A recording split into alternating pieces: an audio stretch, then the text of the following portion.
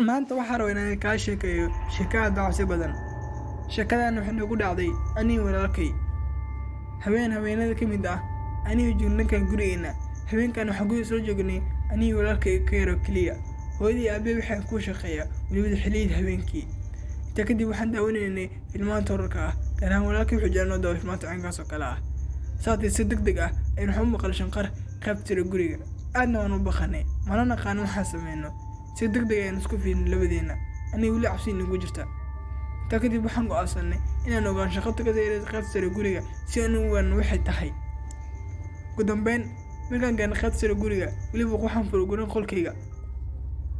waxaan arkay walaalkay arrin aad u gax badan. Wareen waxaan arkay nin aad u cabsi badan wajigiisa. Mana naqaan la hadda waxaan ku tilmaamay. Indhiis waxay aad u waaweyn. Si xun inuu soo eegay. Ninkan wuxuu nin dilaa ah. Ugu dambeyn walaalkay wuxuu wacay dhankay booliiska si ninka loo xiro. Ninkan wuxuu ahaa nin si xun isoo eegaya. Ani xitaa waxaan ahaa mid aad u cabsanaya. xitaa marka kood ani waxaan qabaa cabsi aad u naxdin badan. Madii aan buuqa ma cabsado ma awood inaan carro ama xitaa inaan hadlo.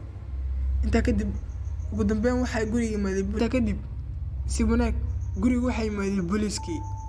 waxayna baadi goobeen ninkii. ugu dambeyn ninkii wuxuu ku booday qaybta sare guriga gaar ahaan dhanka qolka daaqadeeda. aniguna waxaan booliis ku sheegay inuu ninku booday qaybta sare guriga gaar ahaan qolka daaqadeeda. booliisku waxay bilaabeen inay baadi goobaan ninka. dhammaan waxay ka waayeen ninka magaaladii. hasaatee aniga tani dhacdaas fashion kadib ilaa hadda ma hilmaami karo ninka wajigiisa. waxay labadeena ay si xun isku soo eegeen. ninkan wuxuu mid aad u cabsi badan wajigiisa. hasaatee haweenada ka mid ah aniga gurigeena joogna ayuu aniga walaalkay hooyadii waxay noo sheekaysay sheeko aad u cabsi badan. waliba waxay noo sheegtay islaan ay isku tuulo ahaayeen oo loogu macruusi. naagtaan waxay naag jecel inay seexato xilliyada 1 saac ilaa 2 saac habeenimo. waxaa la noolaa eegeedii. hataa subaxyada ka mid ah ayadii hurdaysa waxay ka maqashay shanqar gaar ahaan qaybta waji dhaqa biyo ka daadanaya. waxaan soo dhankay qaybta jikada si oo kale biyaha daadanaya. waxna waa ka weeday. waxaan dib ugu laabay dhankay qolkeeda si uu seexato.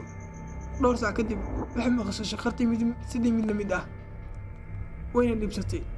waxaan soo dhankay jikada si oo gaar shaqartii yeelisa. markaana way ka weeday. waxaan dib ugu laabtay dhankay qolkeeda si uu seexato. dhowr saac kadib waxay maqashay shaqar gaar shaqataan waxay shaqada eegeeda waliba aad u qaylinaya. saacadan waxay 3 saac subaxnimo. inta kadib shaqadu waxay shaqo aad u cabsi badan. naagtan waxay soo aaday dhanka kushiinka. waxaan aragtay eegeeda la dilay waliba si xun loo dilay. waxaan eeg ku soo qodnaa fariin aad u cabsi badan. naagtan waxay soo aaday dhanka qolkeeda si uu wacdi booliiska. ugu dambeynna waxay wacdi booliiskii si loo caawiyo. si wanaag si degdeg booliisku waxay ku soo dhanka guriga waxayna qabteen dilaayay.